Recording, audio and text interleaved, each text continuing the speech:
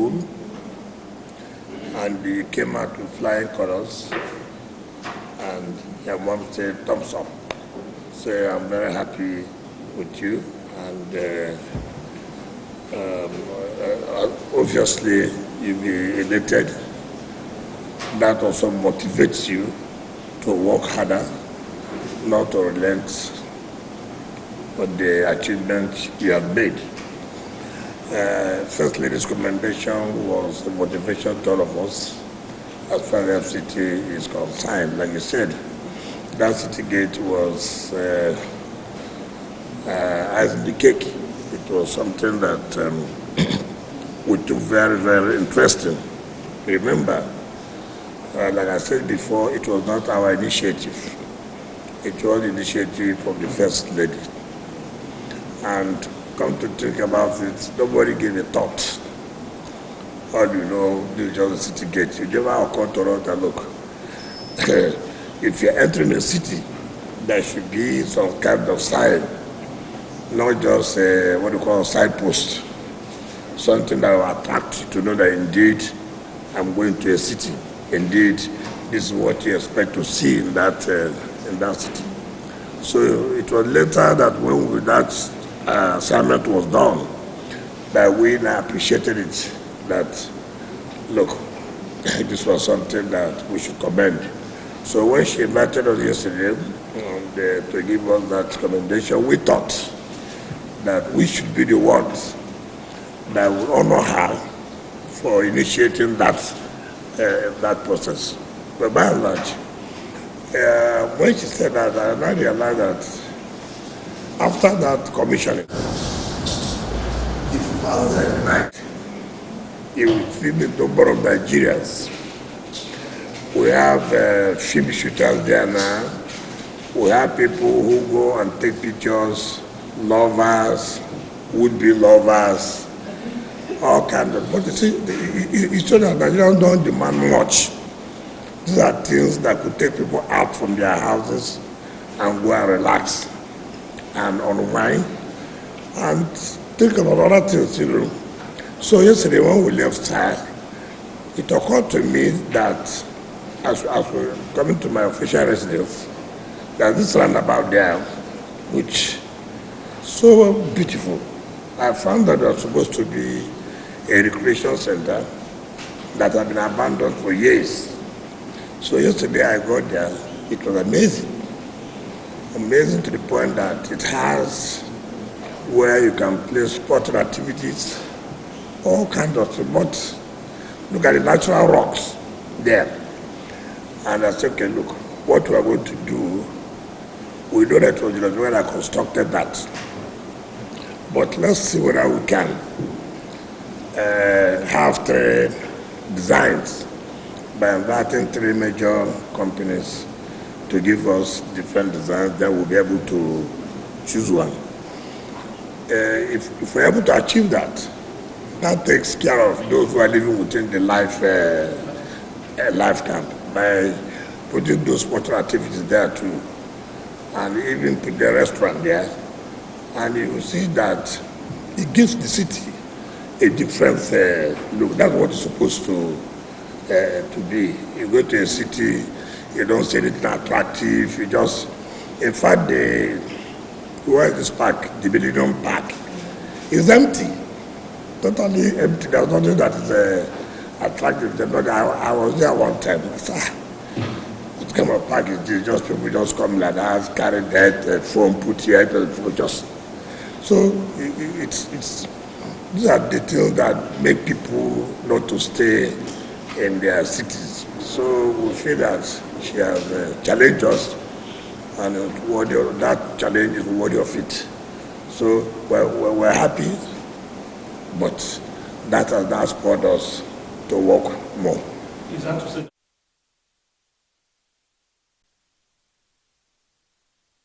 we're doing, and like I've said, you are aware that some people took us to court. It's not just necessarily going out for a workout. What's attractive there? You must make something look attractive. So what we did, well, that place was given out in when 2026, 15 years ago, to people who had said that they want to turn it to recreation center. And one day I had to pass through that place and say, look, shanties are coming up, people are selling food. I said, no, this is not what we mean by recreation center. So I looked at the document and said, what happened? How could this place be given for the past 15 years and nothing has happened? So I had to revoke it. Now when I did revoke it, all kinds of calls came. Oh, look, this, they wanted to do this, they didn't want to do that. I said, listen, we can't continue this way. Which part of the world will have this kind of a place and will abandon it that way? This is an attack. This is where you can build up things and people would like to be coming to that place. Of course, argument came and this was okay. What we're going to do now, we're going to enter the new memorandum of understanding that you will immediately start the construction of this so that as football, sporting activities, the restaurants, even where they also agreed to use the water, put a restaurant in the water, light trade, and so we said, look, within this period, if you don't finish this, we'll take back our land. Of course, in this country, propaganda, and it's fake news. And this is part of the problem we have with social media. The next thing you heard, somebody has gone, started crying on television. Oh, this is where I've been praying to God. This is where this has happened. Now minister has come, has taken the land, has grabbed the land. All kinds of things. Of course, for somebody like me, I don't even care. I won't even listen.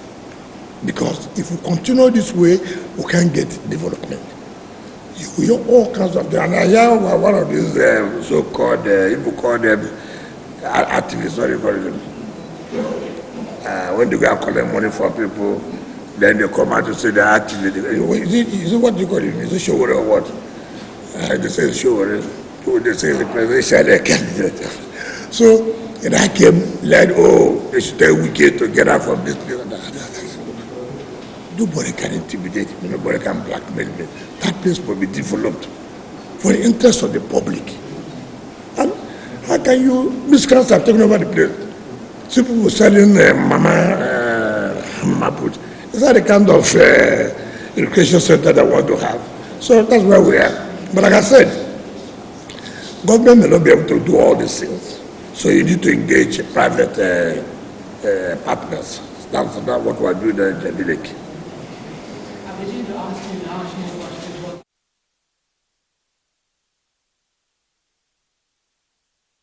Of the youth when they get to that city gate.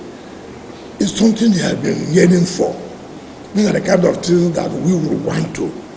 Every time we watch television, we watch social media, we see what's happening all over the world. So this thing can be put in our place. It's not a rocket science. It's something that if you are committed to do, you will do it. And we have done it. So the happiness of the youth, for me, is key. It's key.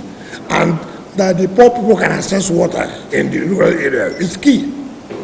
Road is important, yes, but these are the two key projects I think that I'm very happy. I'm very happy, yes. So, quickly on the issue of water, I don't know whether it's come to your attention that there's scarcity of water in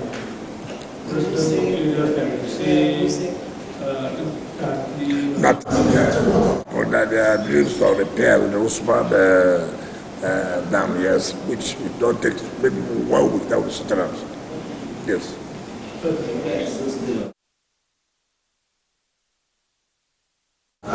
Projects, infrastructure development in the FCT, and the commendation you also got from the First Lady.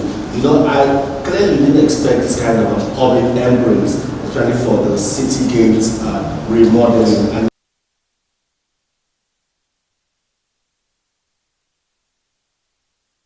And Park first, when I came on board, I visited that Merino Park, very wonderful edifice. It started on that grand parking that would take over 2,000 cars.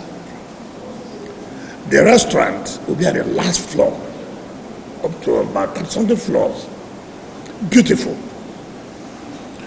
That project was awarded under the Obasanjo's administration to a company called Salini, Italian company. I tried to sit down with them because it's a national budget. It cannot be FCT statutory budget. The cost is about 400-something billion. And I, even if I have such money, I can't put the whole of that money in one a project. So it must be a project that the federal government has to come out and say, look, we have to take this project as a national project. If not, there's nothing FCT can do. And moreover, if you don't complete it, no matter the forest, you know, as the years go by, variations will coming because of the inflation. So at the end of the day, if they spend more than 400-something billion, where will the FCT get that kind of money? And so if previous government, like under Obasanjo, this is the kind of problems where we're having. Government will don't plan. We'll just come up, it's good to have a millennium, fine. But what is their plan? You can imagine, I think to around either 2004, 2005, 23 years, one project, national project, cannot be completed. It's the same thing here in terms of roads, where project roads were awarded 2010, 16 good years. We are talking about this Apoka that we are trying to commission. 2010. So it is a problem for us in government. You see, awarding contract is easy, but cash backing it is another thing. And how attractive it may look. I'm not tempted to award contract for the sake of awarding a contract. I will award a contract that I know it can be cash backed. So it doesn't matter how many contracts I have awarded. What people would look at is, how many have you finished? Because at the end of the day, when you award all these contracts, it becomes a problem. It becomes a problem. People begin to look at how they've scattered the whole place, destroyed the entire place, award contract that will not be completed. It becomes an eyesore. And then variations will of course come. So projects are supposed to cost like 10 billion. At the end of the day, you end up spending 100-something billion, which does not make sense. So these are the issues we're having. You talk about the KKNAPEP and this, as if you know, just this morning, I signed the approval, we had a Security Council meeting, and where we have agreed, not just causing a nuisance, but for issue of security, it has become a threat. From our security reports, bandits, they don't act without using motorcycles. Oh yeah. So it's the problem. And so I've told the security to map out areas where we do not need the KKNAPEP and the motorcycle. But it will be difficult for you to ban them in the entire Abuja. Particularly, it is necessary within the city not to allow KKNAPEP and the Okada. So they are working that out. I just been approved this morning to release some logistics. Even the destitute beggars all over the places. And each time we take them out, they come in again. Each time you take them out, they come in again. And people say, oh, why not provide where they will be staying in future? How will we continue to be doing that? It means you are encouraging people to leave from Kogi. You are encouraging them to leave from Nasarawa. You are encouraging them to leave from Niger. You are encouraging them to leave from Kaduna. How can you fund that? It is not possible. So we try to take them back to where they are coming from. In the next 1 month, you see them coming back. I know Abuja is the center, bounded by 4 states. So it's a big problem, but we'll do the best we can All right. Well, talk quickly. Thank you, Honorable Minister. In the last media chat of July, you spoke about the original designers of the Abuja Master Plan coming around in July, that you were going to hold talks with them. Did those talks, did they hold? And if yes, what are the changes that Abuja residents could expect in the near future? I was to lead that delegation. Fortunately, I didn't go, but it was led by the executive and secretary of CD. They just came back. They just came back from Tokyo, and they have not made their report. But be assured, yes, the discussion has been held between us and Tokyo. They just came. Today's what? Today's Tuesday. Came back on Friday last week. So I believe that before the end of the week, they would have submitted their report. All right, Honorable Minister, we would like to spice things up a little bit by taking some topical issues. You know, when we say topical issues, they are largely political. We'll come back to FCT issues because even right now, viewers are interacting with us, particularly residents of Abuja who have questions for you on certain things. So we'll come back to that. But let's spice things up a little bit with politics. Felicity, we would like to start. I know you probably have seen this interview, courtesy of Arise, the interview with Cardinal Onaikon. Okay. His comments and the reaction from the presidential team. They talked about the economy and how things are not as the president feels it is, and then there's been a response. I'd like your thoughts on that. I'm sure a lot of Nigerians want to know that. And I also would like you to talk on the statement that he referenced, that the president said in politics all is fair, made by the president, and like you said, it shouldn't always be like that. So your reaction? What do you mean? You said that all is fair? I don't understand. What do you mean by all is What the president said, all is fair. In politics, all is fair. We are not going to pamper anybody. For him to say all is fair, there must be a statement made. Oh yeah, before. Yes, he was talking about. He was saying that this government seems to want to win the elections. Oh, okay. Yes, that's the context. Okay. Yeah. No, you see, I have always said this, particularly to religious leaders and our elder statesmen. I'm not against comments about government, because if comments are not made about government, government may not be able to know areas where they should concentrate or focus. Therefore, government is available to receive comments. But when comments made by particular section consistently,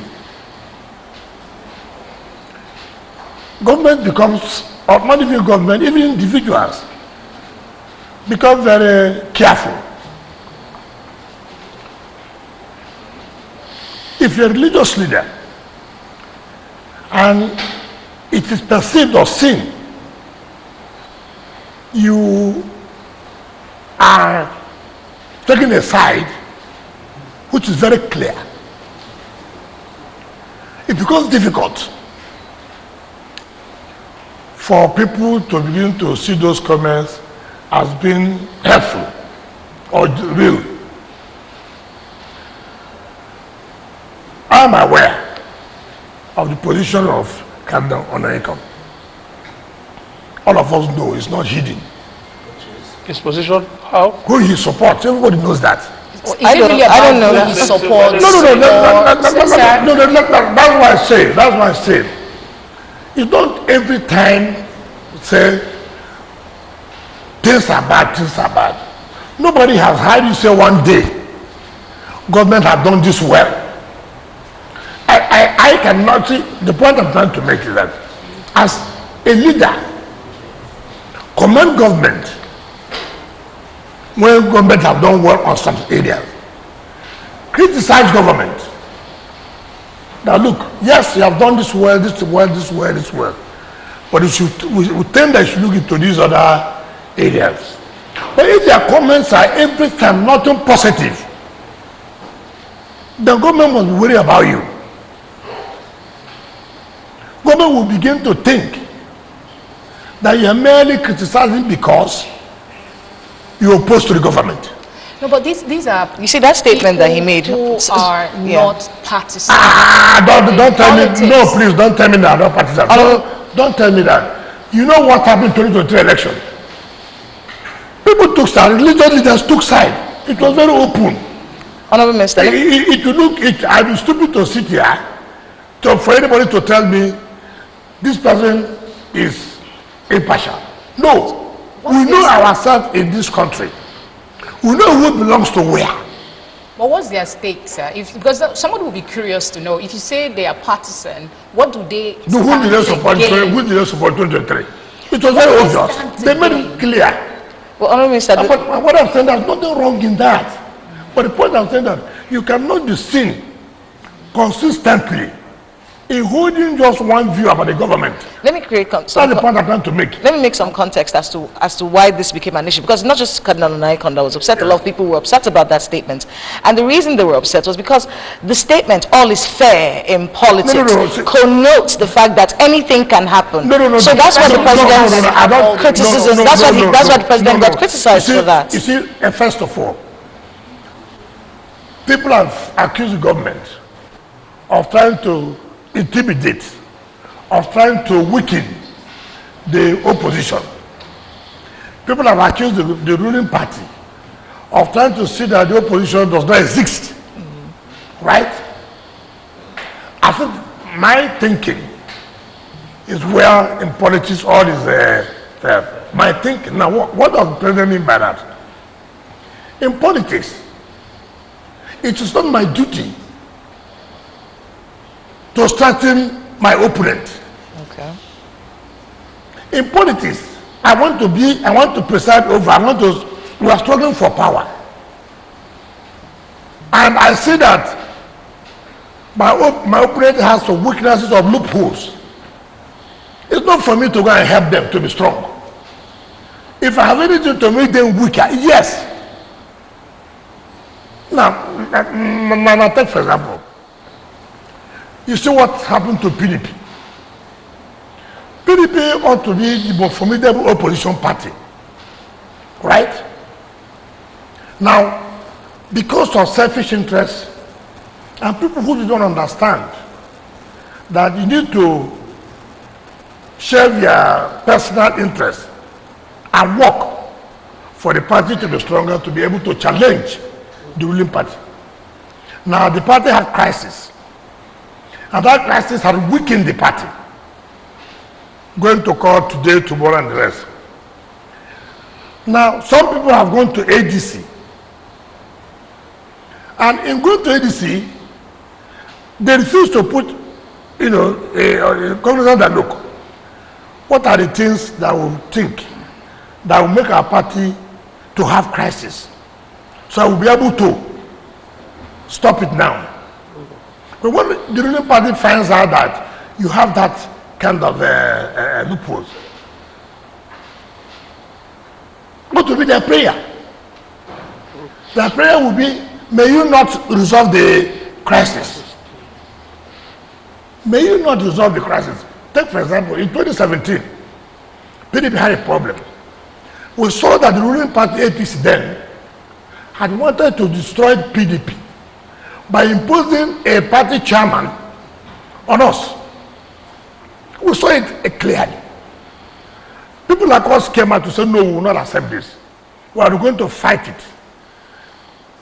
Now, why am I telling you this? We went to the Federal High Court and we won. The then DGSSS locked the office. We said, look, we have won. Allow us to use it. He said, no, that there's an appeal. This is a security agency. That there's an appeal. We said, what does that concern you? Does an appeal mean that we won't enter off? If he said, no, that there's an appeal. Nigerian people won in appeal. When I appealed to Supreme Court, he went and opened the office. When I said, but we were an appeal, he said, oh, it doesn't matter. Now, we know the interest of the ruling party in government. that their interest is to weaken us. In their interest to give us the national chairman that will make the party not to go front. What I'm trying to say is for you to, when you understand this, you now put yourself together. When we now fought the matter till we won the Supreme Court. Now, nobody left the party. That's the point I'm trying to make. The party was strong. And that was why people, like Atiku Abubakar then, had to come to the party, knowing that the party is now strong, to be able to challenge the ruling party. That was why he was able to contest in 2019 and contest under the party 2023. That he even made some kind of headway. Now, if we did not do that to make the party to be strong then, it would have been difficult for us to challenge the ruling party. Remember in 2023, it was difficult to believe that the present president would have won. You know that. Why? There was a strong, formidable opposition party. So there was. But now, everything appears to have fallen apart. Yeah. And the Catholic bishops were specific in some areas. Yes. For instance, they accused INEC of being biased. Okay, and then the president said no, INEC is not biased. Okay. Don't you think the president put himself on the spot by defending INEC? No. We'll do. Okay, yes. Okay, he also raised a particular concern that, he believes that the people around the president do not give him a true picture of the reality in the country. And you are also one of those politicians close to the president. Is it true that people like you who are close to the president do not really tell the president the true situation of things? Can I tell you the truth? That is not a first-hand statement. When you're not in power, you accuse those around in power not to tell the man in power that you are not telling him the correct thing. So that for me, it's a statement you make. Everybody does that. Yeah. You always accuse that, things are because these people don't tell the president the truth. They always will dare to get whatever they will get. That is the general accusation. Yeah. But the president defended INEC. Which I'm correct. Which is not correct. Now when you say, how did he defend INEC? You came here, okay, what is the fact? What is the fact to say INEC had the Catholic come to the conclusion that INEC is biased? What are your facts? What happened for you to prove? Now, if you have taken that kind of position, it's delicate. It's delicate because no one. That association is a strong association. You must be very, very careful. Now, when you come to the public and make that kind of accusation that the electoral umpire is biased, you must have your facts. This is why we say they are biased. Look at this. Look at this. But if you don't come to the general, INEC is biased. You are sending a signal to the public. Because people say, for the whole Catholic bishops to say INEC is biased, then something is wrong. And we must be very careful about it. And that's what no, you can't say they are biased. So what is wrong? Is it because people say they are not? Okay, if I say INEC is not biased, it's good. If president says INEC is not biased, that's a mistake because he's president. He has no view again. He doesn't have a view. Now listen, to tell you why we should be careful in politics. That's why we were saying that associations like that, bodies like that, have to be very, very careful. When once that statement was made, what happened? People like Atiku Abubakar picked it up. So, you cannot say this about a Catholic. No. The point I'm making is that having made that statement, it does appear you have now done the work for the opposition party. And that's why people like Atiku came up to say you cannot talk to them that this and this. You have to be very careful. And nobody sitting. If you come to me now as a minister, right, and you make that kind of general assertion, for Christ's sake, I have to say yes or no.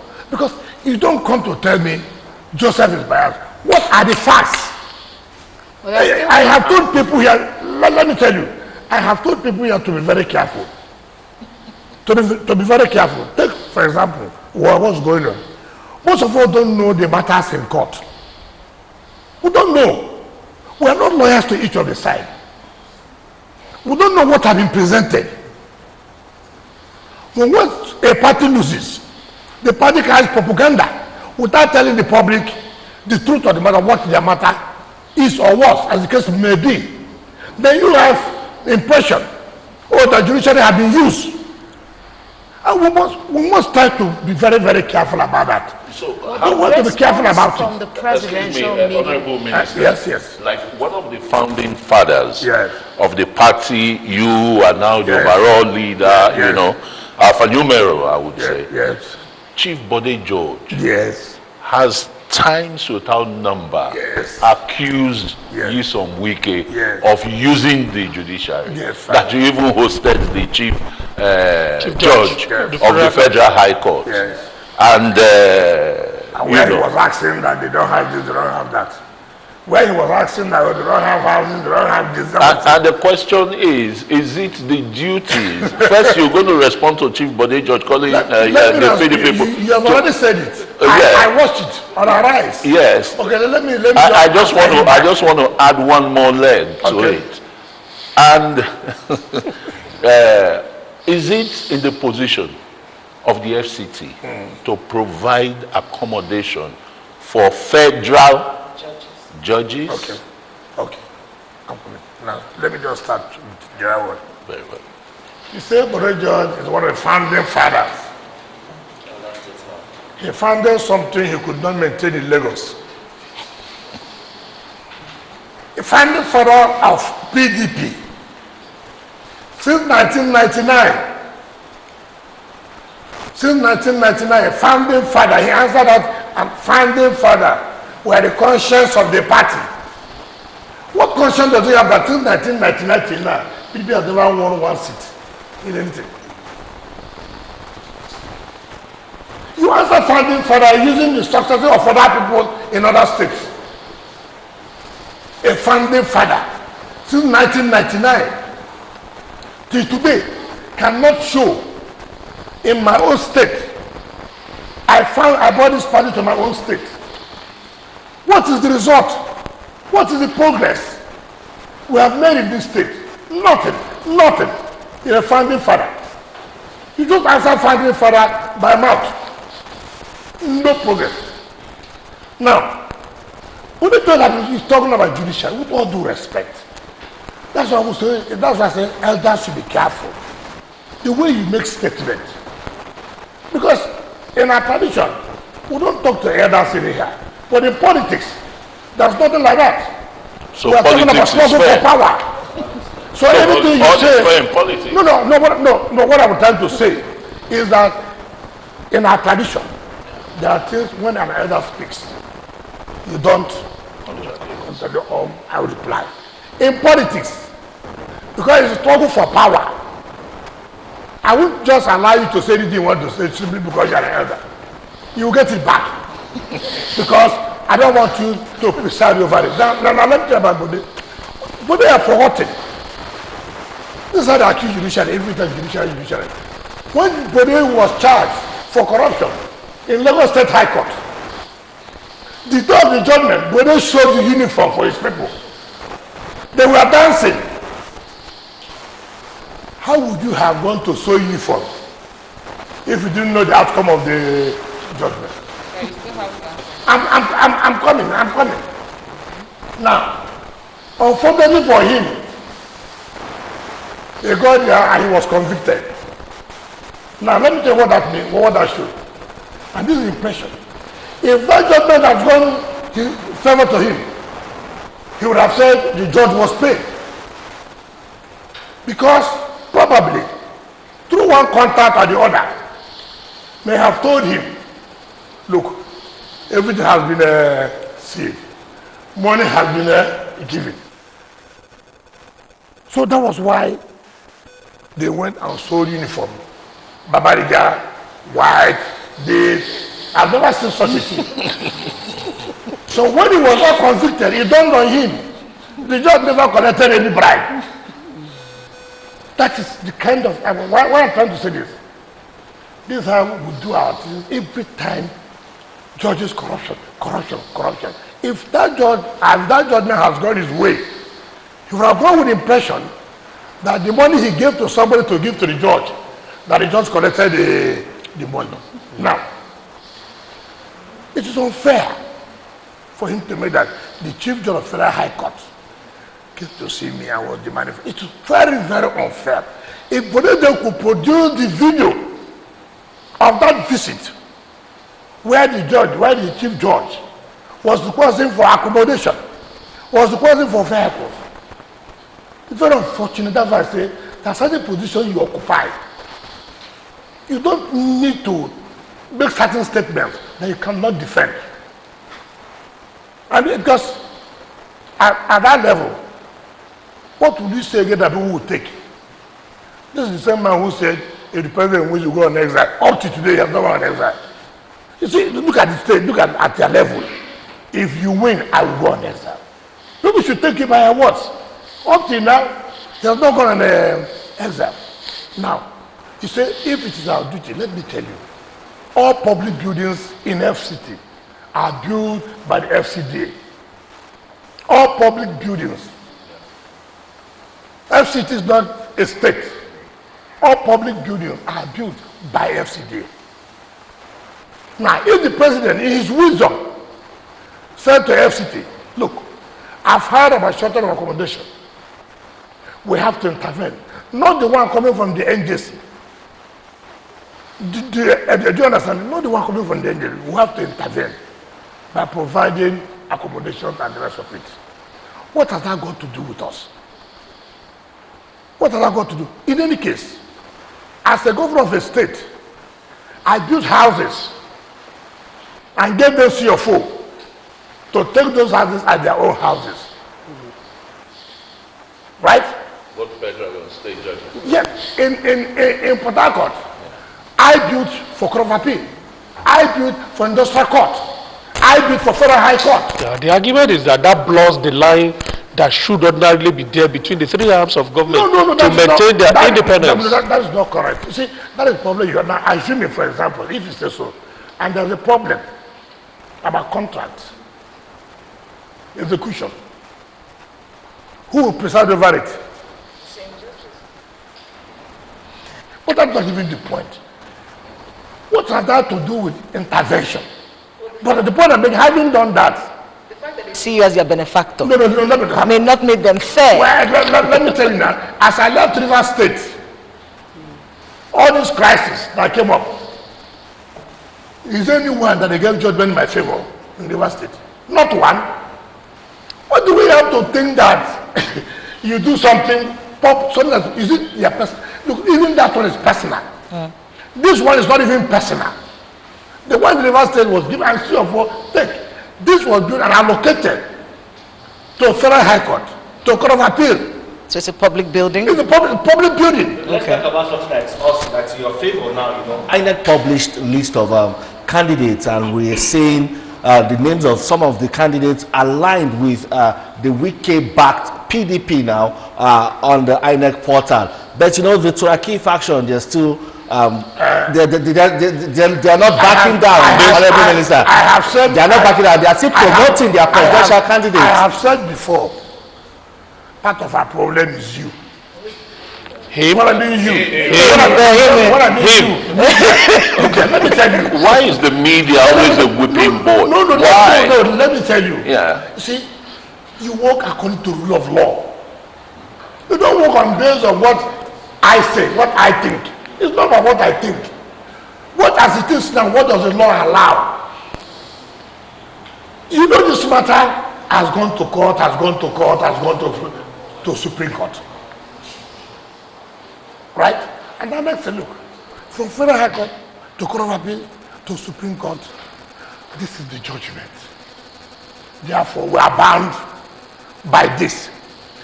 The Amara Convention you did in Ibadan was nullified down to Supreme Court.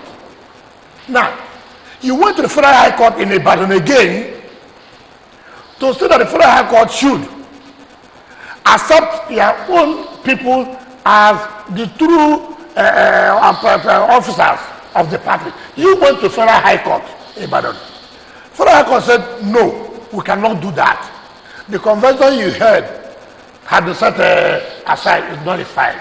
You cannot. I hold that these people who are the what do you call it, the caretaker committee, should be presented before the convention is held. Convention was held in Abuja here. Officers were elected. INEC was there. Do you understand me? You again went to a court of appeal. Appeal against that same judgment, you went to Federal High Court. You lost again.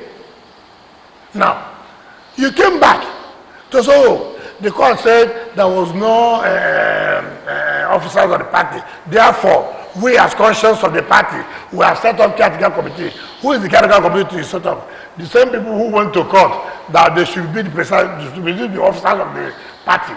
You said it's correct. And they said, I have not pointed to that. This is what to know the court has said. You went to court recently. Another Federal High Court, you went. Say, look, compel INEC now to take our people. The court said, look, that's an end to litigation. Enough is enough. You cannot be putting us every day. Look at this Supreme Court has done this. Court of Appeal have done. What do you want?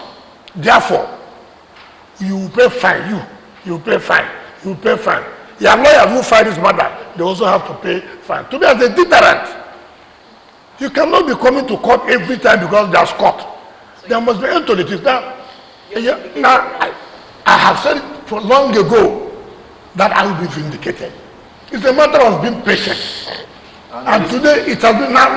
What am I saying today? You are the court. My use of the word faction. Yes, no. Every time I watch news, in fact, sometimes I don't watch the news again. But they are still members of the PDP. No, first of all, they are not. First of all, we said they have been respected, but that's not the issue.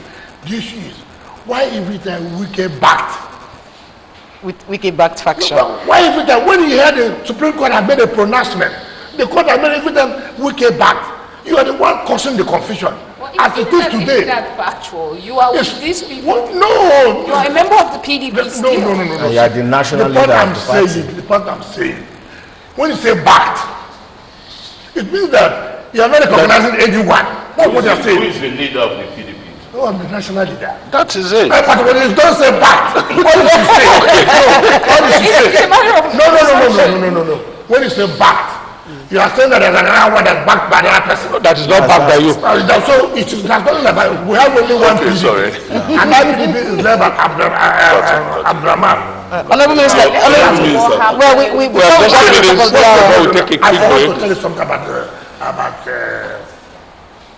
The publication of names. no, what's name? Where is this man from Lagos? Bodejo. Oh, God. You know, I thought we had gone past this. I have said people should be careful. When you talk about corruption, ask him. The house is living in my time. It's not even government money. Really? Oh, yes. You can prove that? Oh, let him come. But how come from Lagos to Rivers? You don't, you see, that's why I say you don't sit one place, start throwing, judicial, something that's not correct. Each time you lose a case, you call judiciary, corruption. Meanwhile, people like you are the fathers of corruption. People like you, each time you talk about a matter of going to court, judiciary is corrupt. This judiciary is corrupt. Can you throw light on this? Until when you win, that's only when judiciary is not corrupt. But the moment You need have yourself out, to, sir, you need to explain the issue of body judge Body and the house. judge, Is that in Rivers State? I have told From Lagos to Rivers. I have told you, I've made a statement. Let him come out to say, let him come and prove it. No, let's be clear now, so that the Nigerian people can understand what you mean. Was the house leased or given to him? Listen, I have said so. Whatever you want, he has had it. Okay. I said so. You know, When you say corruption. No, but the judiciary itself, somebody who knows the law yourself, the judiciary, have they held the candle in terms of standing up for themselves? Because they keep giving judgments that sometimes seems conflicting. Oh, that is a game. We are all human.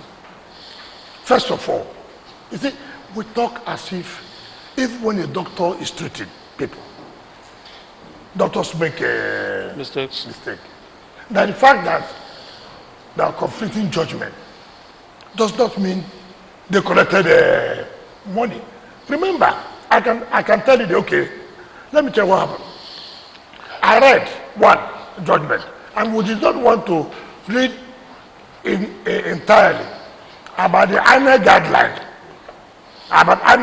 that was set aside by the Federal High Court. And then the Court of Appeal said no, INEC was right. Now there are so many litigations about that guideline. Now, the Senate party also went to court, and the matter was the same Court of Appeal. So if you don't read well, you say there's conflict of judgment.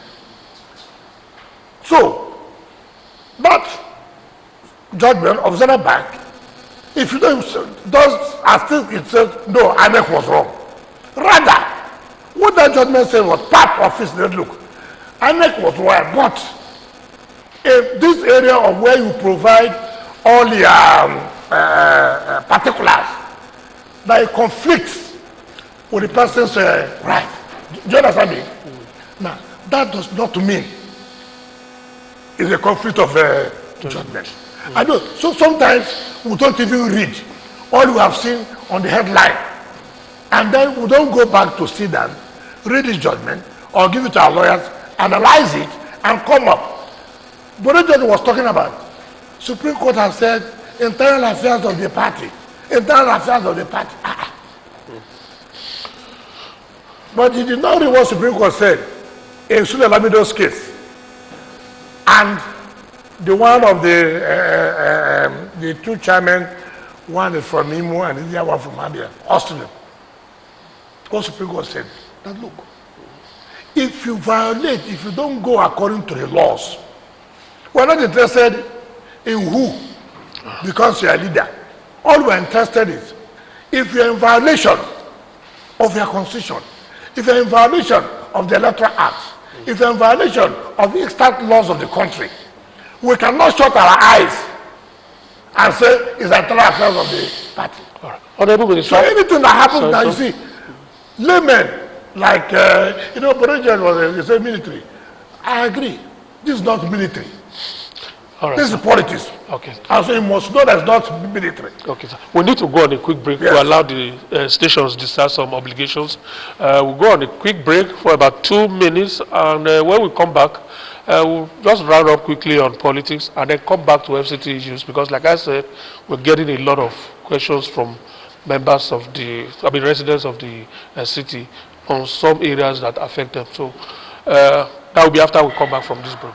It's your turn to ask the next question. Honorable Minister, with your predecessor your predecessor and your good friend Rotimi Amechi as the vice presidential candidate of ADC in your state. Vice what? Presidential candidate of the running ADC. Okay. The running the ADC in your state. Okay. Yes, sir.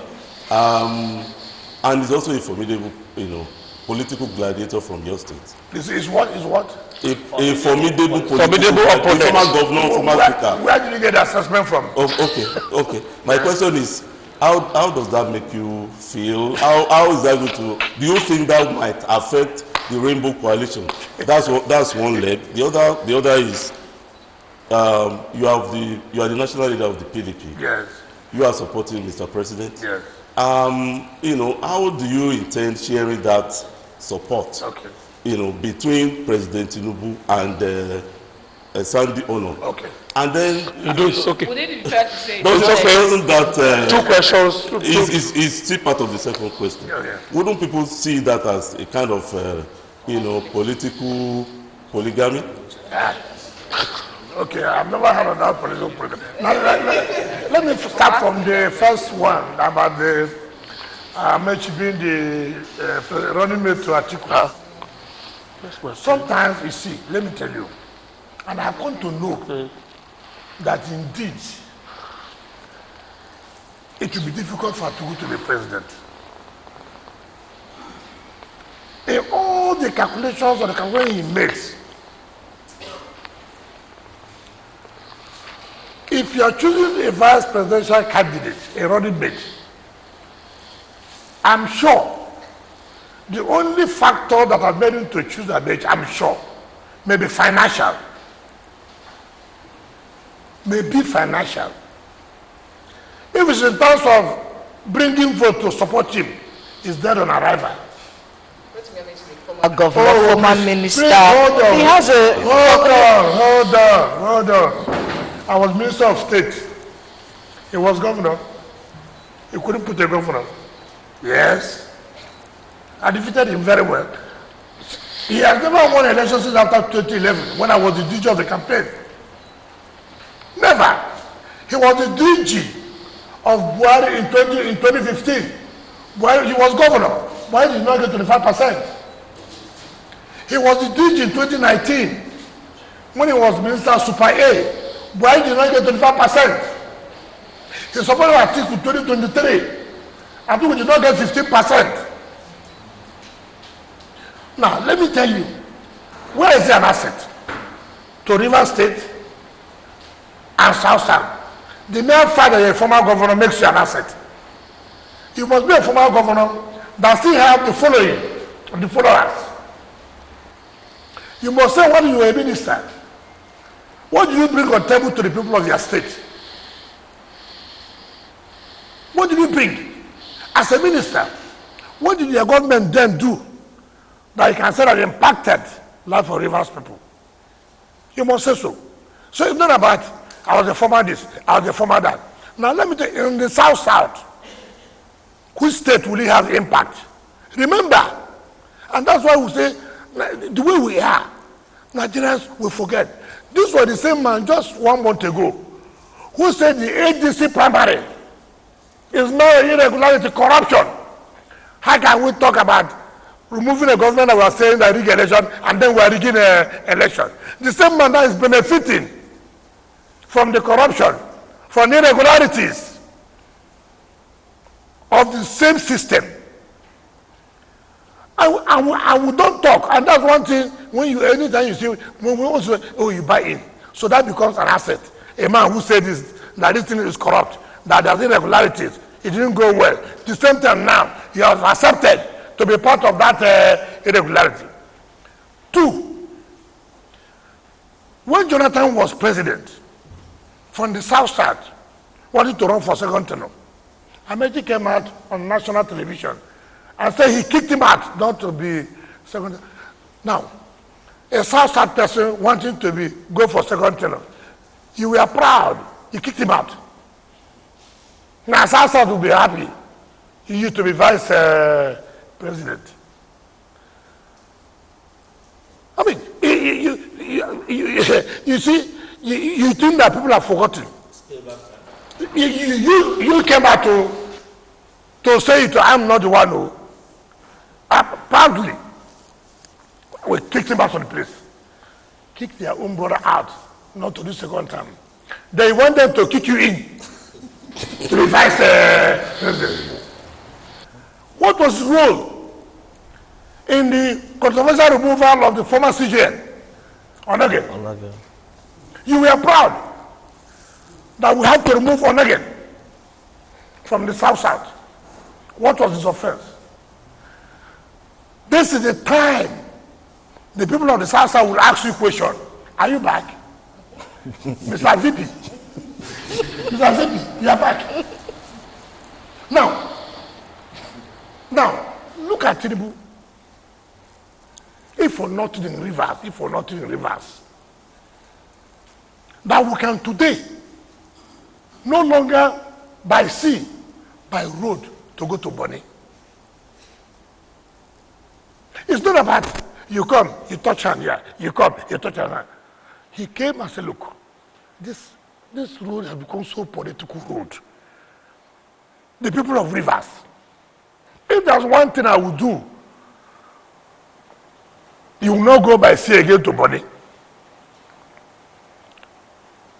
Today, everybody now drives to Bonny. Go and see.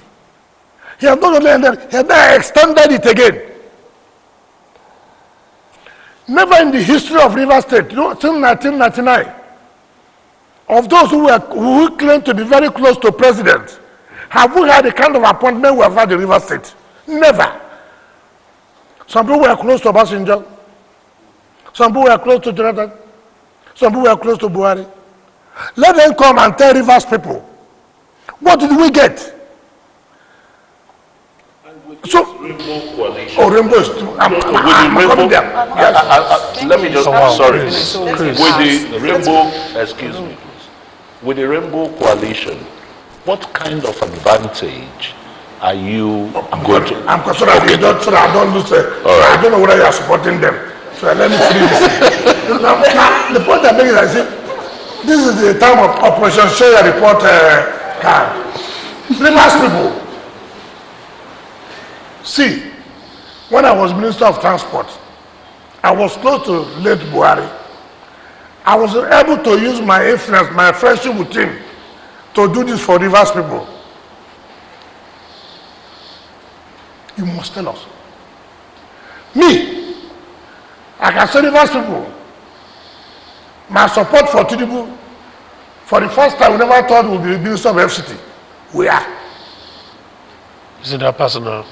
No, it's not. I'm from Rivers. Okay. It's an achievement. Yes, whether you don't like it or not. Two. Having supported Tinubu, look at the number of appointments. How many DGs and EDs? Let me tell you. We have DG of NOSNA. We have DG of one environmental something. We have DG of community. We have chairman of the South Side Development Commission. We have the executive director of project. We have ED Finance Administrator for NDDC. Name them. Chairman of government can name them. Name them. Name them. And then you now come. You want to be VP. What will VP give to us now? You see, you must have to. When you are governor, what happened to the Caribbean White Hospital? What happened to the monorail? So many fundamental questions you ask. So don't tell me because it's Rivers.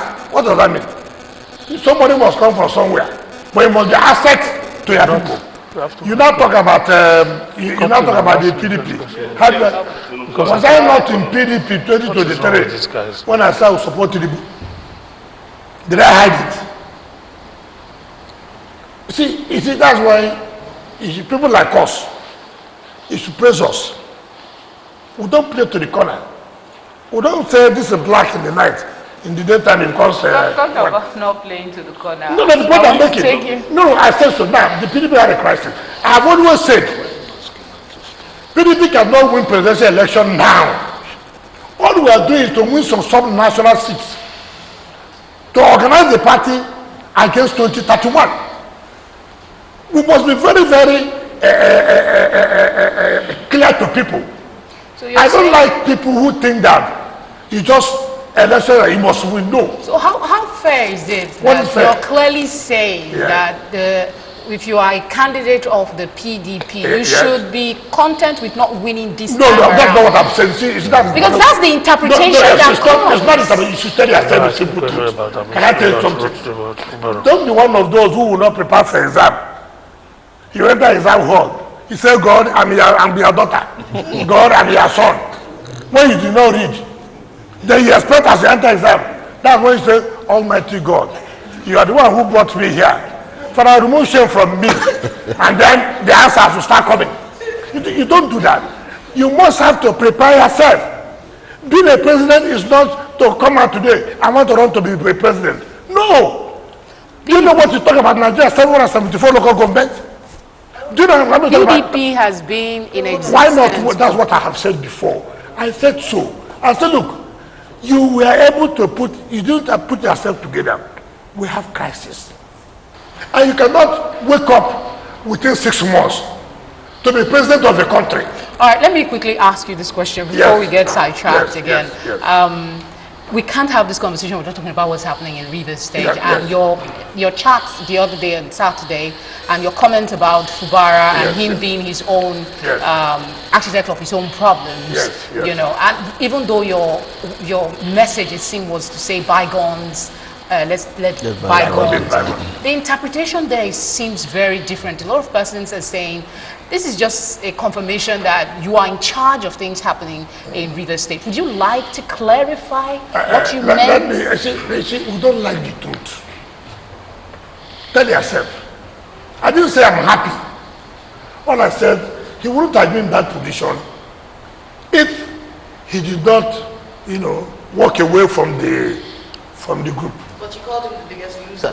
What did I say? He wouldn't have been in that position. First of all, let me tell you why. I was the one who laid foundation that look.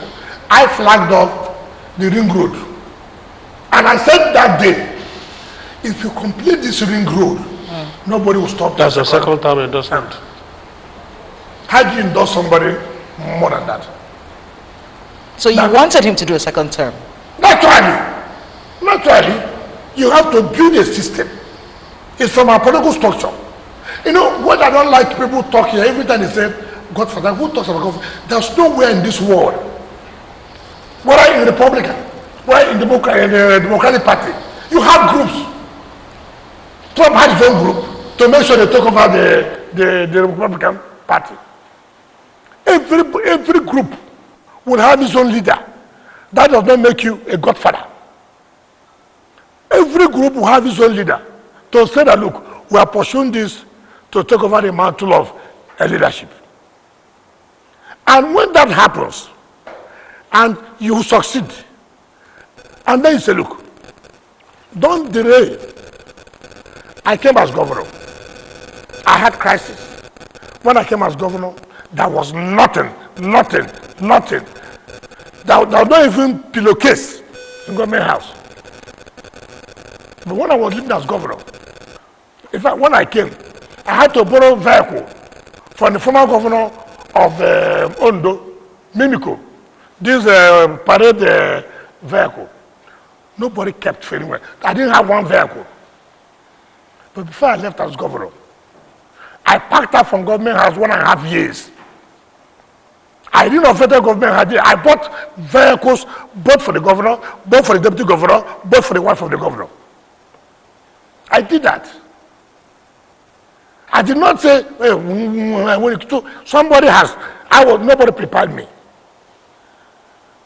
But somebody had laid foundation. Look, this is where I stopped.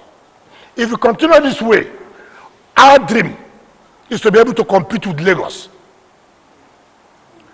What is wrong with that? Now, I'm coming. And somebody comes, and that's why you have to be careful. Those who didn't want you to be governor now became your friends. Obviously, they will destroy you. Thinking that coming closer to you is to fight us. And at the end of the fight, I have not lost anything. What have I lost? Not what I'm making. What have I lost? No. But you have lost. Because your intention was to go for second term. Is it not correct? And you are not going.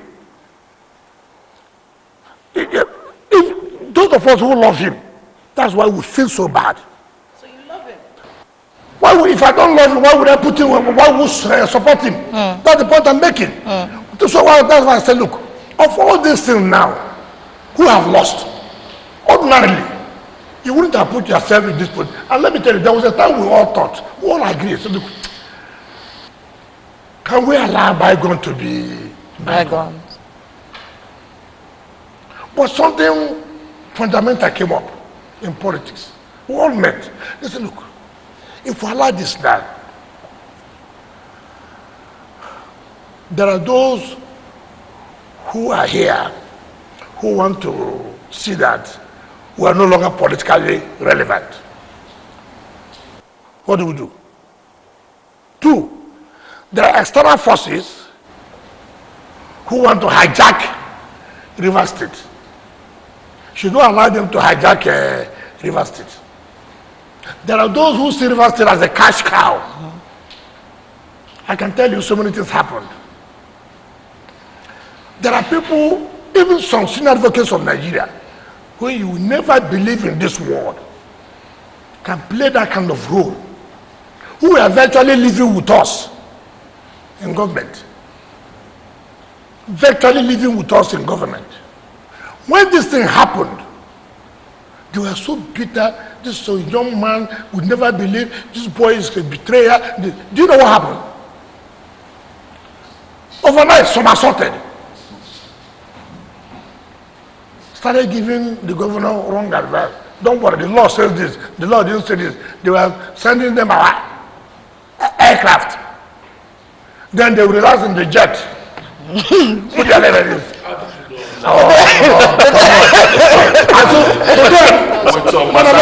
So to them, they've achieved. So former continuously been there, they begin to exert that kind of influence. We say no, this cash cow must end now. You won't have it again. Take as much as you can, but you have to stop next year. Ordinarily, we have sat down and we have to look.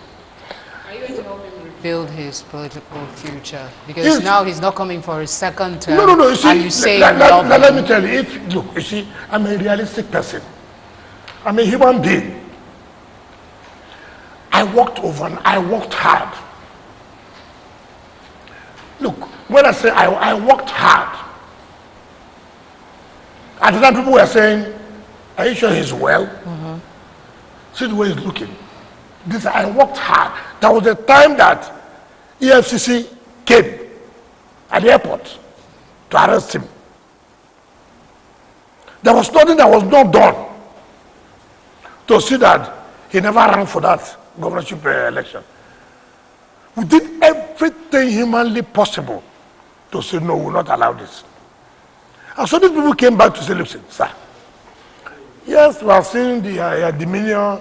Yes, it's like you have made up your mind to let him go back, since the president back. But sir, do you consider the political future of these young men? Do you consider? And you see, that's why I say you have to be realistic. And I have to go back. And I thought over it. I said, look, you see, be careful. Because those vampires are still there. The moment you make this mistake again and allow it, all those of you that have this structure is gone. The vampires will not eat you well. And who digs his grave? As you are now, are you going to dig a grave? You can't dig a grave. He's remorseful now because the last statement he made was even warning people around him not to set him up against you. I tell you what we have done. He made that statement, even though he didn't speak to me, but no problem. We have set up a committee led by Senator Magnus Abi to go and see the governor. It's okay. How do we integrate everybody? And not only him.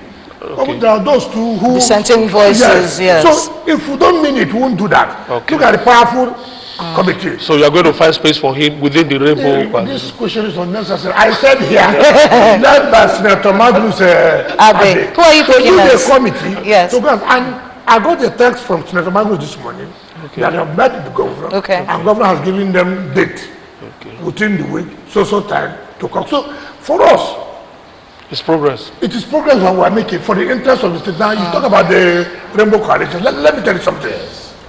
Before now, you were hearing rivers of blood. I'm sure you were happy.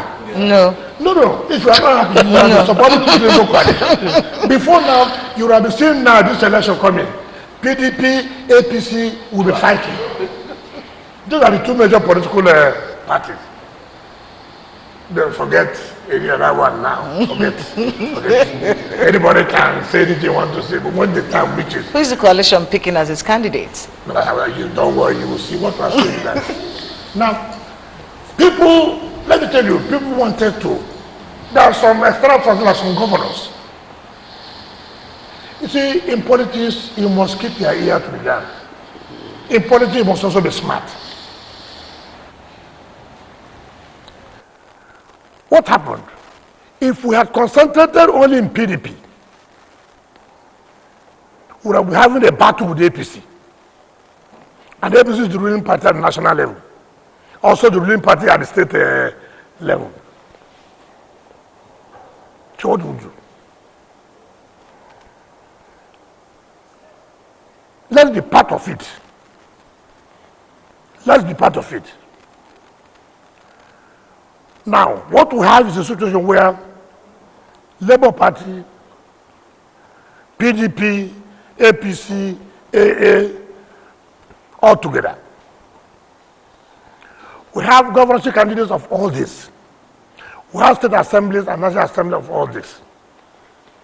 And we tell ourselves the simple truth. Candidate B appears to have, that look appears to be brighter, more presentable. So we will choose candidate B in social party. This is when you now know politicians who are on the ground. It is not an easy thing to do. In National Assembly, APC can win all. PDP can win all. But everybody still has been together. If APC wins in this side, PDP wins in this side, we are all together. For the interest of our state. If the governorship candidate we are going to pick at the end of the day wins, he's not to be seen as APC, not to be seen as PDP. He's to be seen as a member of the coalition. But he didn't come from his party, though. He will still be a member of his party. Yes, it doesn't matter, but we are working for the interest of someone who has that kind of violence any longer. Everybody is now integrated. All we have all agreed for one thing is that we are going to support President Bola Ahmed Tinubu. That is taken. But we will take care, we will take it so that it becomes all inclusive. All inclusive. And it is working like wildfire. People now know that, look, you see, everything is about leadership. Everything is about leadership. So when I hear people, or when I watch people talk on, I watch, you say you are right? I was watching News Central. No, I'm Yeah, it was with my colleague that you watched. I don't know. That's one boy said I didn't collabo coalition. You see, what you don't know in politics. I've been in this politics since 1999. I've never gone out. So nobody can teach me or tell me how to go, how to navigate it. What's important is the relevance of your people. It's not about what you in our eyes is talking. What I'm interested, the interest of my people. I just want to follow up with your thoughts because you're sounding like this strategizing after the tenure of this current APC, if they win the election in 2027, when they are done, then the PDP will come back and arise again. Will the APC allow that happen? That is not to me. I'm not APC. What I'm trying to say, I'm not APC. That's why you don't run. I just have one. The point I'm making is that for me, the relevance for me today is my people. It's River State. If River State is relevant, I'm happy. Relevant, not relevant that you are calling in River State. Relevant in terms of projects are coming. Relevant in terms that people are part of the government. That's my own interest. That's not, look, I was chairman in 1999. I was chairman again in 2004 when there was a break of this Mbaeko panel, whether local government is to be or not. Related to that, I became the deputy national president of Algon. I became the president of Algon. Right? So So I've been in the system. I represent Africa in the Commonwealth of local government. I became chief of staff. I went to become Minister of State, the first permanent minister. Defeated the Kumpe governor there who wanted to police the governor. Came back. Fought the APC government in 2019. Do you know what's called a federal might? Some people talk about federal might, they just talk. They've not seen federal might. That's why I'm laughing at people. I saw federal might. I saw federal might. No federal might with military. Look, that time Ahmed used to come with battalions. I've never seen a president move like that with battalions. But the minister came with a battalion as if there had been war in River State. And to the glory of God, we survived it. We fought back. What was going to happen in this 2027 election? And I've seen it, and I've said it in Rivers. I made you come out to say election had been rigged. Let these people not vote. I am telling you, let nobody make a mistake. If anybody is counting Rivers, go now and cancel it. The only person that can count Rivers is Aswaju Bola Ahmed. I'm not talking because I'm talking as a political realist. I'm talking because my people know. You see, the point is what you should ask. When once you build confidence in people, when once people trust you, people know that anything you tell them is likely to happen. And you don't go to government without carrying people along.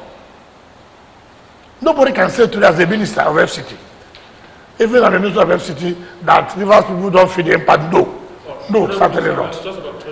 Yes. To end the show, and we need you to reconnect back with the people of the FCT.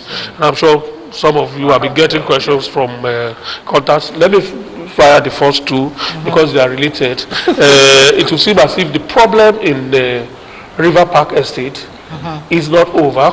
We understand that the developer, Polo or something like that, Polo Odili, is back. Yeah, is back. Try to assert the rights that the people believe it doesn't have. And I'm sure the minister set up a panel at some point. What are you doing to bring lasting solution on this issue of River Park Estate? And then the other side of it, still in that area, is Sabon Lugbe or something like that, where some demolitions took place some time back.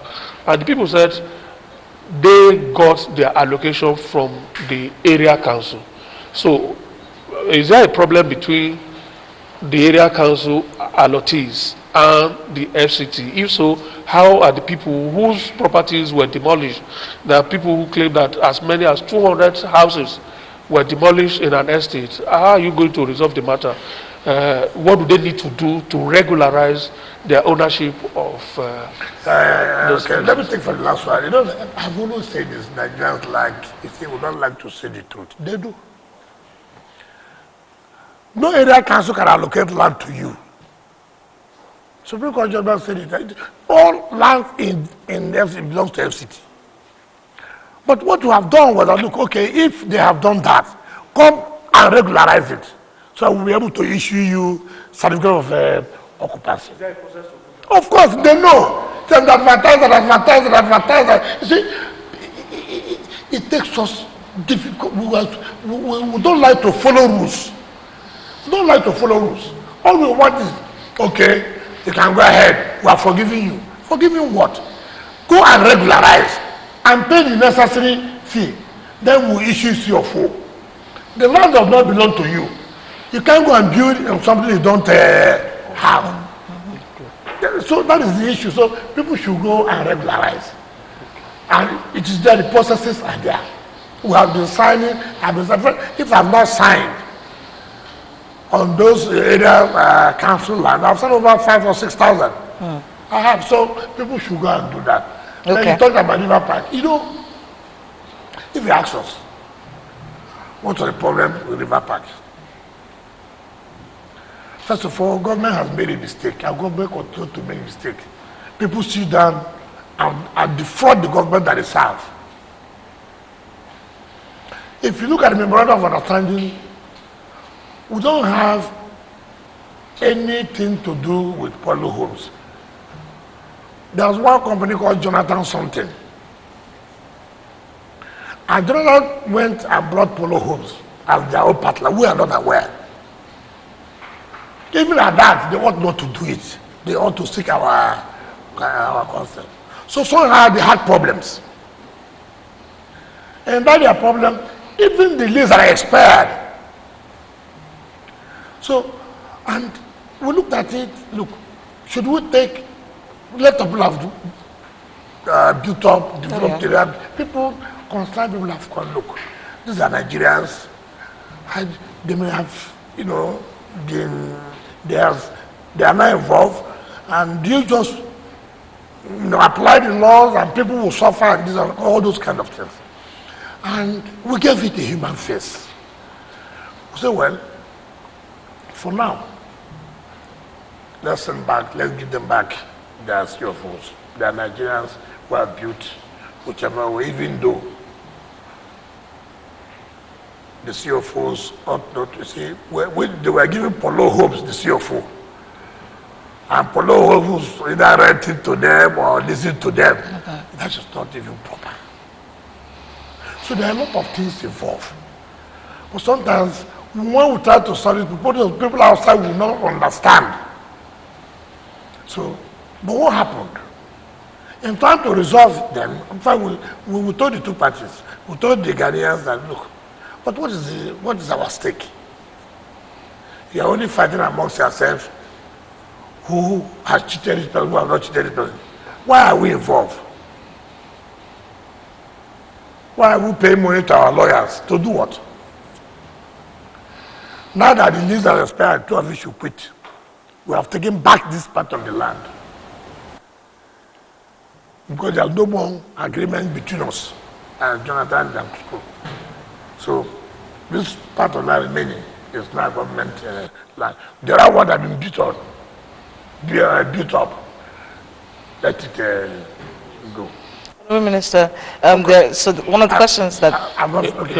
Oh, okay. So, before we did it, the other party has gone to arbitration. Okay. It's okay. Until free from arbitration. That's where we...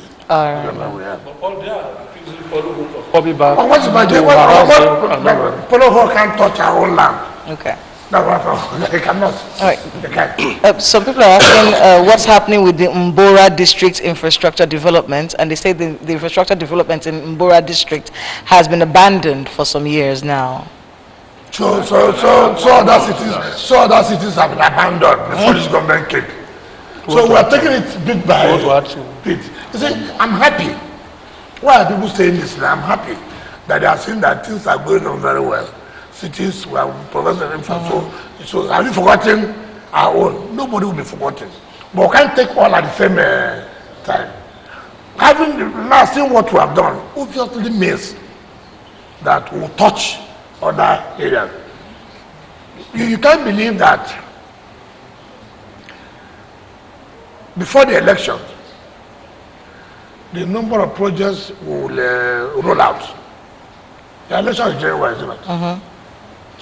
So more commissionings before the elections. Of course, it's natural in us. It's natural in us. Just one more district that has been long forgotten.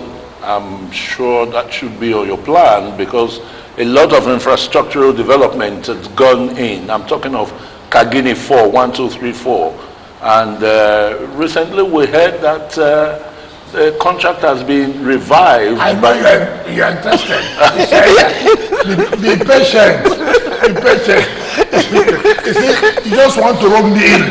So I will make commitment. I said, look, we are going to do Kagini. Then if I don't do it, you said, Mr. Prime Minister, you done your last check. You said, hold on, we are coming.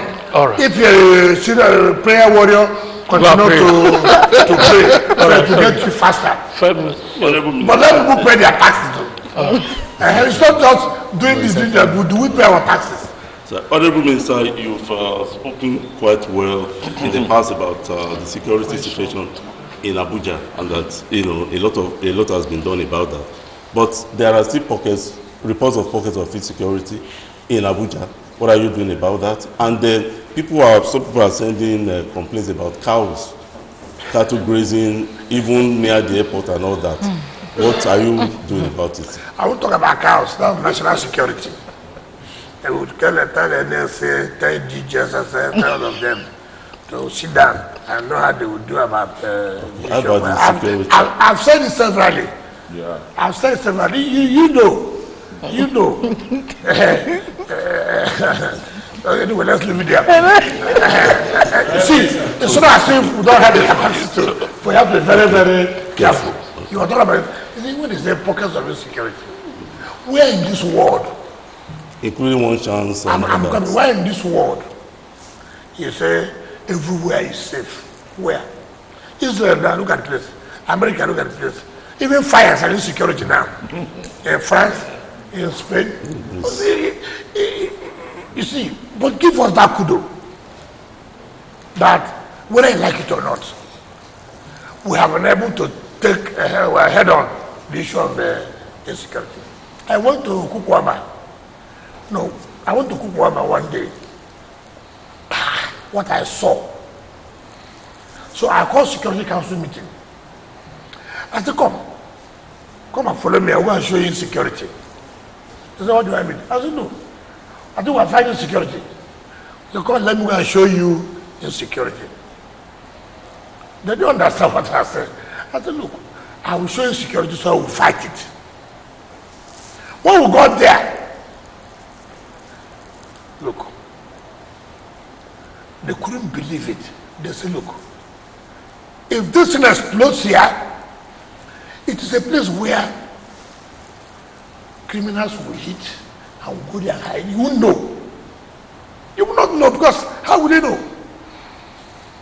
All kinds of, the shanties over 2,000. My God. Inside the city. I said, no. When they saw it, they told me, sir, this will be a bit, we cannot allow this. I said, do you know what has happened? People have started writing.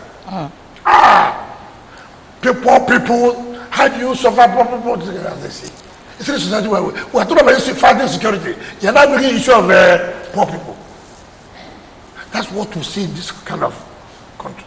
You are the one complaining, and we are seeing insecurity, and you are saying no. We are suffering poor people. Some say they will go to court. I said no problem. God cannot stop me from fighting insecurity. You can imagine what happens. Sometimes you're looking for people who are kidnappers. They have no address. You don't know where they are. You can't even locate them. Part of security concern now, you see some buildings 20 years ago, uncompleted. They go there and take a refuge. You'll be looking for them. Security men will be looking for them. So when we had Security Council meeting, the report came and said, look, part of the problem we have seen is the uncompleted buildings where they take refuge. Now, what did we do?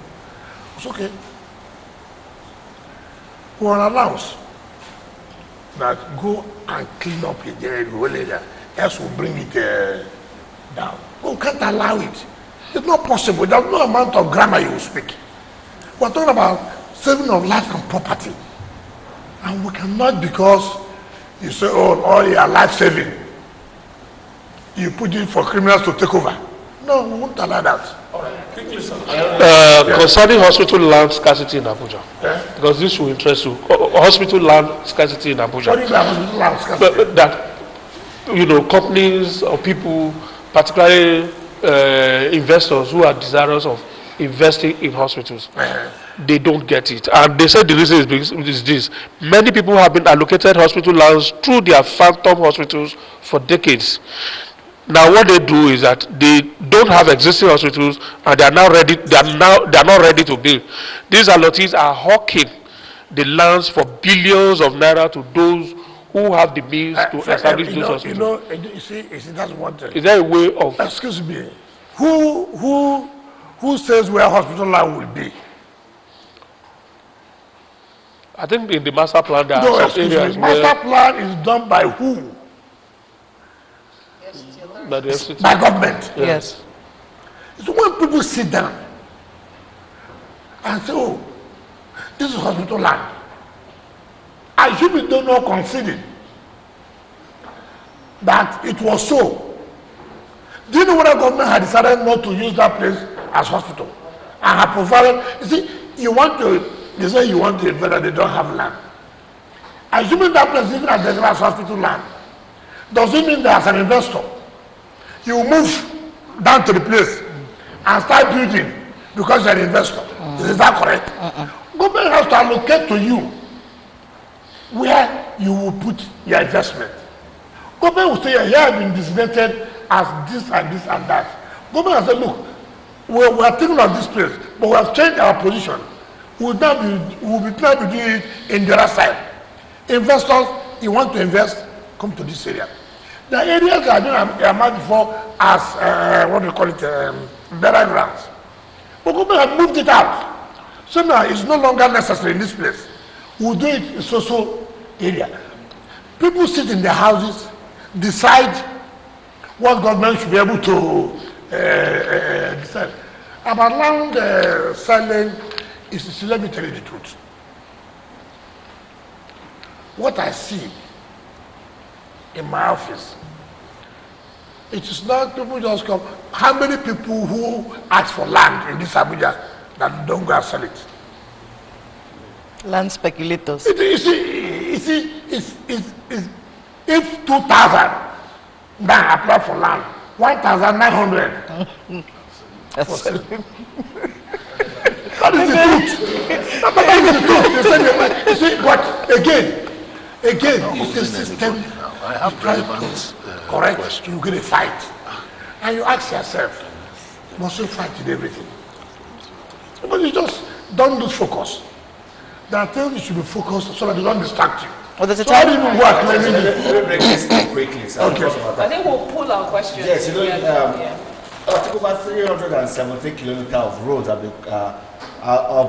been completed or ongoing in satellite towns, out of which 221 have been completed. You know, but all of these roads have also come with some kind of menace. We're beginning to see car racing on the roads, constituting risk to other motorists. Sometimes car drifting and even people driving against traffic. Second question on this same one is that the infrastructure development in Abuja, you're getting a lot of praise from landlords, but it's also coming at a cost. Rents are going up. Would there be some kind of legislation introduced by your administration to help regulate it while also maintaining legislation is done by the confidence? National Assembly.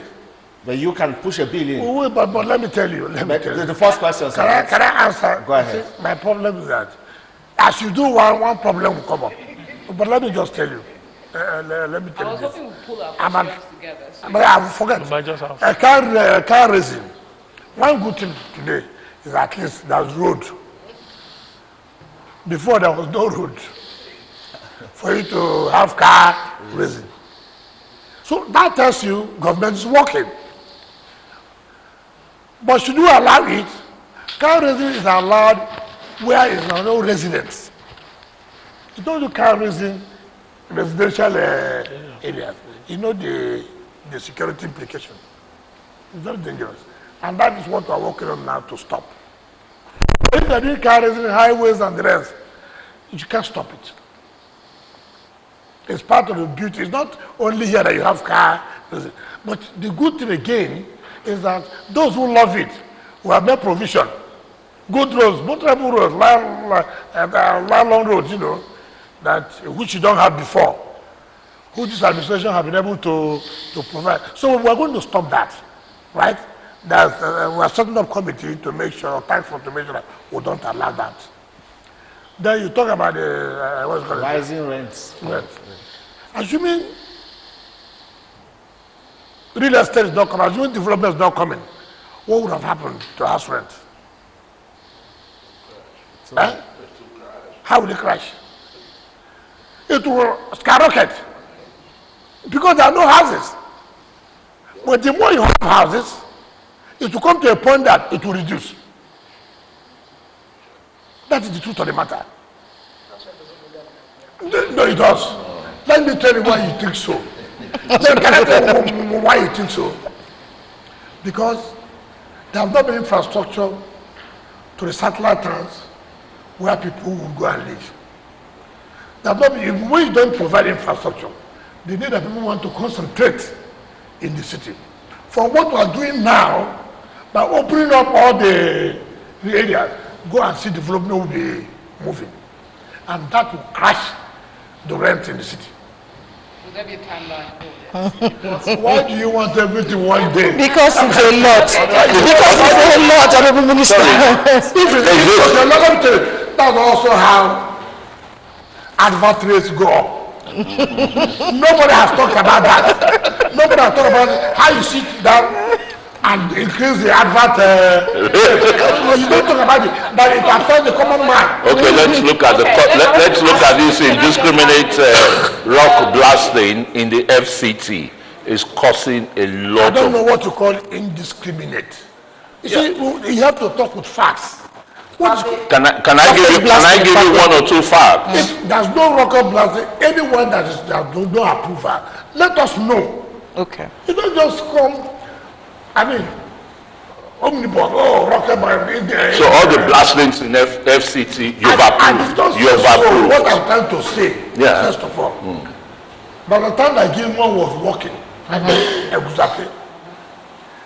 I remember a senator called me, sir, that his house is shaking. I said, well, because of your house now the road will not be done. It's a rocky place. And the rock has been blasted for the road to pass. That's a public use. I said, you that built. Do you understand me? Sometimes we don't take into cognizance about tomorrow's development. Because development hasn't come as at time started building. Not knowing that roads will pass there in the master a plan. So all we did was to call the company and the senator. I said, listen, we have to find a solution. And the company agreed to do in such a way that it will not affect the structural. But it will be difficult for me to stop that kind of construction where everybody will benefit simply because you as an individual is affected. Yeah, your own personal cannot override public interest. It's not possible. Let me just quickly chip in. Well, something I just forgot, but the one that is consistent is the report I saw that almost 400 civil servants were promoted after like a long time. 4,000, I think, not 400, or promoted after a long time. Well, how long was that? I think, I don't know the specific number of years. You should have found that. But what they're asking for is the arrears. Yeah. Where I'm going with it yes. It's a good thing. And the plan, from what I read, is that this will continue. So the question I'm going to ask is, what are further plans for civil servants going forward? For that plans how? The promotion arrears. That's what the issue has been. The promotion arrears that hasn't been paid in full. So while they're commending the fact that this 4,000 promotions happened, the promotion arrears haven't been paid. There are people who are not grateful in life. And they cannot be grateful. It's not ending. No. Let me tell you something. See, these are the things I don't like. You are in a system where there was no promotion at all.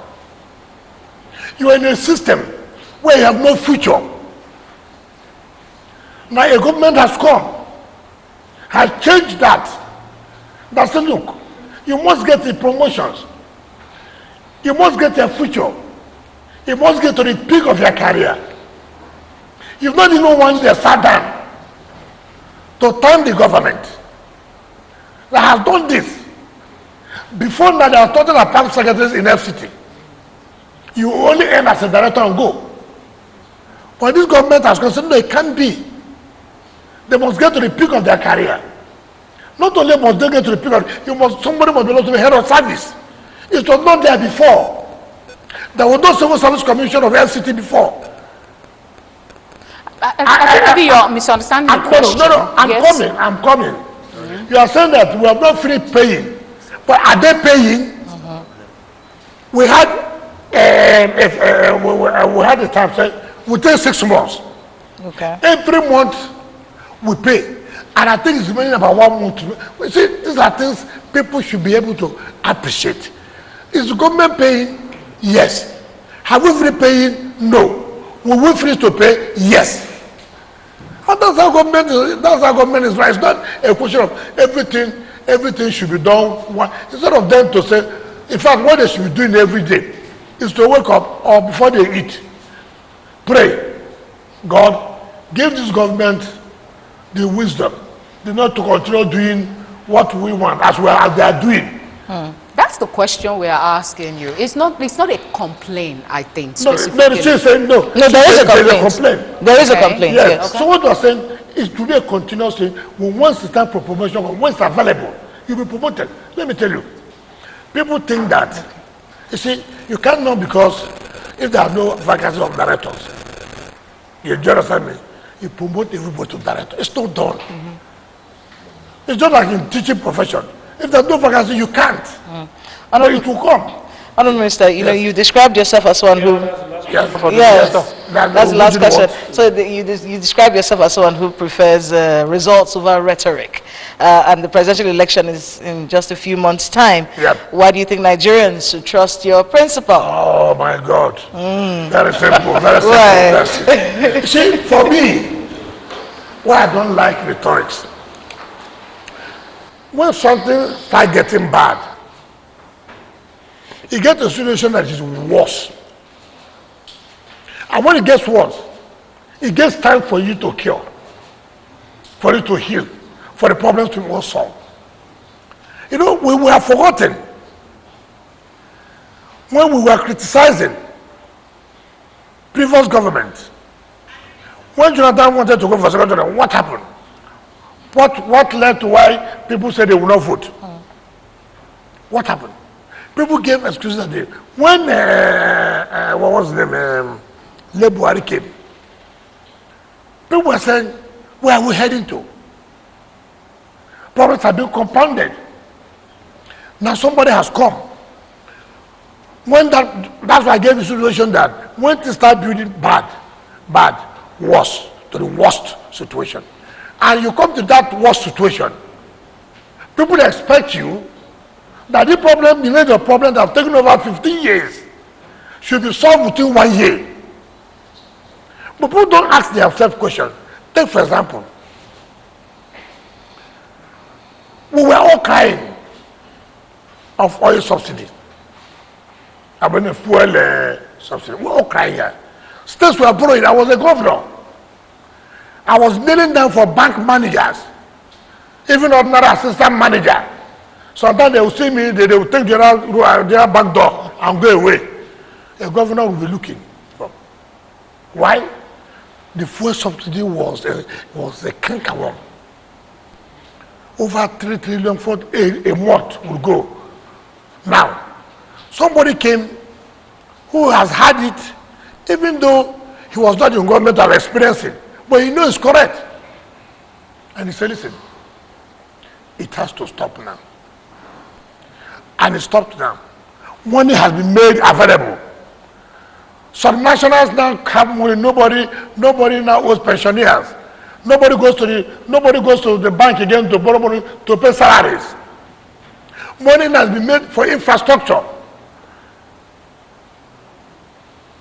Now, for me, when the government tells me I will do this, no decision can be 100% right. But what makes leadership is the ability for you to take a decision. After we were here, so many presidents said, this first subsidy is a scam, this, that. But nobody had that, to me, nobody had that authority, the political will. To say, okay, if this is bad, let us stop it. Giving credit there. More money has come. 2, to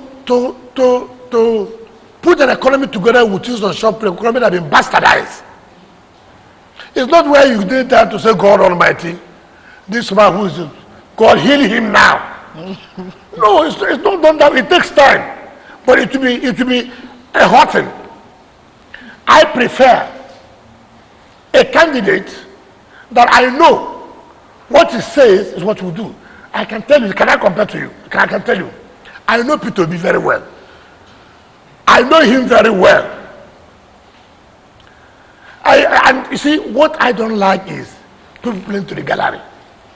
What I'm not used to, what I don't do, or what I've not done, I won't do simply because I want to be in power. I was the governor. Have I never attended birthday parties in the IDP camps? I've never. I was the governor. I've never gone to do my birthday with motherless homes. Simply because you want to be a president, every of your birthday, you go to IDP camp. You go to motherless babies home, and people say, oh, this is the type of people we want. No, what I'm trying to say. And you are carrying away with that kind of sentiment. We have to go. Atiku Abubakar, I know him very well. You heard what his boss said. The man was supposed to give him testimonial. Said it's too bad, it's too bad, it's too bad. That's a testimonial? Look, your boss said, look, you're not supposed to. Look, don't, Nigerians be careful, don't near there. Your boss says so. What other testimony do you want? All right. So this is a man, this is a president. Yes, I have not done everything. No, it's not possible. Within 3 years, but you can see the difference. Yes, it's hurting. All right. Thank you so much. Where. So it's not about people who come to, people give, what I've watched people do, channels, arrest. I don't know people whom you call and begin to ask them about Nigeria. I laugh. I saw them what to say. Who is this man? All right. What does he know about Nigeria? I see somebody talking about politics every day, talking about people. This is a man who ran presidential aspirant for Medo. 0, 0, 0, 0. And it's a man that if the people will call to comment politically. Thank you so much for that. Thank you, sir. That's why this is the only thing we have now we can use. I'm sure we will have ample time to talk more about it in subsequent editions of this program. For today, we are on dot of the hour, so we have to go. Thank you so much, Honorable Minister. Even if it's I just want to hear their problem. Thank you, sir. And we are the practical people that all right. So listen to you. Thank you so much for your time. And of course, Femi, thank you. Okwe and Christian, thank you so much. Kela, thank you for your time too. Thank you, Honorable Minister. We'll see you again very soon. Thank you very much. All right, that's the end of today's edition of Ministerial Chat featuring the Honorable Minister of the FCT. Thank you for investing your time with us. We'll see you again next month. My name is Benga Aruleva.